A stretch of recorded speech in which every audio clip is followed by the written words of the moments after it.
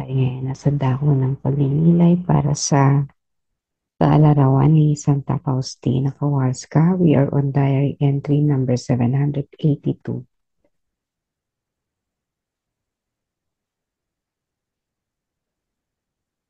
I am very weak today. I cannot even make my meditation in the chapel, but must lie down. Oh my Jesus, I love you, and I want to worship you with my very weakness, submitting myself entirely to your holy will. Mahinang-mahina ako ngayong araw na ito. Hindi man lamang ako makapagnilay sa kapilya at kailangang mahiga lamang. O aking Jesus, iniibig kita at nais kong sambahin ka sa kabila ng aking panghihina. Isinusuko ang sarili ng buo sa iyong banal na kalooban.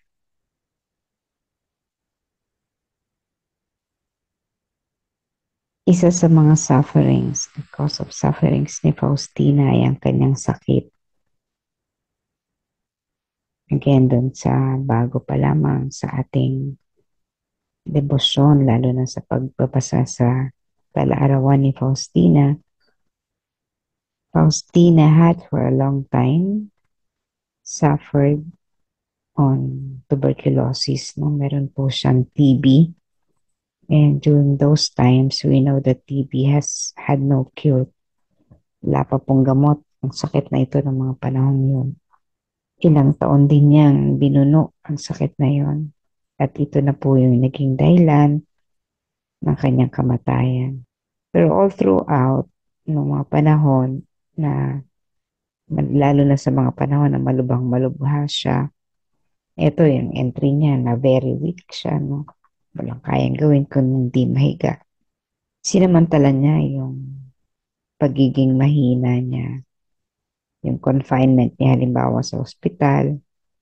Sinamantala po niya yan para higit pang makapagnilay. Pero yung kanyang pagninilay, hindi na nga lamang sa kapilya, no? Kung saan na lamang siya naroon, sa kwarto o sleep o sa ospital. At dahil doon, nagkaroon din siya ng maraming oras para isulat ang mga bagay-bagay na gusto na ating Panginoong Hesus na isulat niya. If you would notice, during her final days or months wherein she was in the hospital, she was able to write many things in her diary. Hindi katulad nung malakas siya, lagi siyang nasa duty niya, no? Ito nagluluto, nagbubukas ng gate, nagtatanim ng halaman. Na-occupy siya doon sa mga ganon. There was even one time, she said to the Lord that she would like to leave the convent kasi hindi yun yung inaasahan niya para sa kanyang spiritual growth kasi puro na lang puro na lang trabaho. Napakaunti daw ng oras para sa pananalangin, meditation, and spiritual practices. Pero sabi ni Jesus, doon inihanda ni Jesus, no, yung lahat ng grasya para kay Faustina, kaya hindi siya pinayagan na umalis. Ang kongregasyong ito ang nag-alaga kay Faustina, lalo na nung mga panahon na may sakit siya. One particular thing about Faustina, sa kabila ng mga sakit, yung hirap sa paghinga, syempre, no, kasi tuberculosis eh. And there was intense pain also. She never complained about her disease. She would write all the entries in her diary about her disease.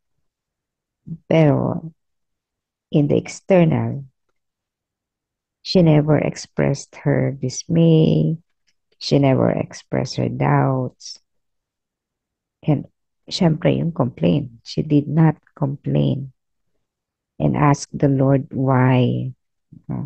You said you want me to propagate the divine mercy work, to paint the image to declare the Feast of Mercy and so many other tasks, and yet, di mo naman ako pinagaling sa sakit ko, no?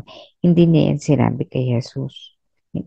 She did not confront Jesus the way a human being with such task would probably tell Jesus na. Kasi kung tayo yan, definitely sasabihin natin kay Jesus, bakit Lord? Tayo mong pinagagawa, pero hindi mo naman ako pinagaling sa aking sakit pa. Paano ko gagawin yan? She found no reason to complain. Wala talaga. Hindi siya nagreklamo. And she would always say pa nga na kunin na siya. No? Kasi she knows what it is to be at the other side of this world. She knows the beauty of being there, the bliss, the peace, the love. Alam niya yun. Kung ihambing natin ang ating sarili kay Faustina, lahat naman tayo nagkakasakit, no? Wala naman sa ating forever healthy and in good physical condition. Lalo na yung karamihan sa ating mga devotees sa Divine Mercy, nasa ano na tayo, no? Nasa last years na tayo of our life, no? Yung mga senior citizens. We have been given long years. Hindi natin alam, no? Kung gaano pa katagal uli yung ilalagi natin sa mundo. But it is also the period in our life wherein we encounter a lot of diseases, pains, mga komplikasyon na, no? Iba-iba na yung nararamdaman natin. And sasabihin na natin yan, sign of aging, masakit ang bewang, masakit ang mga paa, kasukasuan, kasi may arthritis. No? Hindi makakain na kung ano-ano sapagkat diabetic. And especially yung mga may cancer and diabetes, mga hirap na yan na kumain.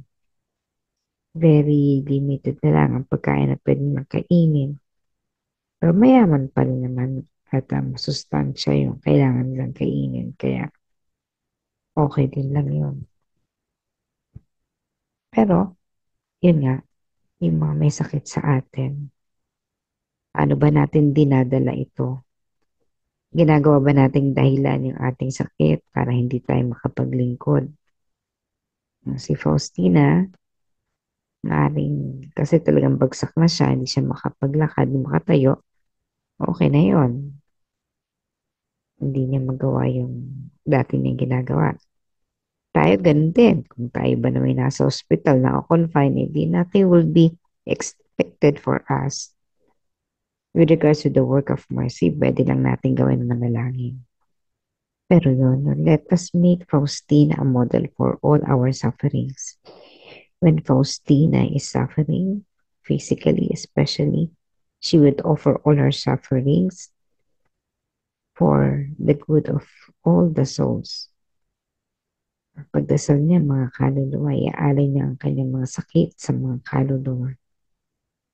At maging sa kahuli-hulihang hiningan niya, no? Last breath, hindi po siya nagpa-administer ng pain reliever.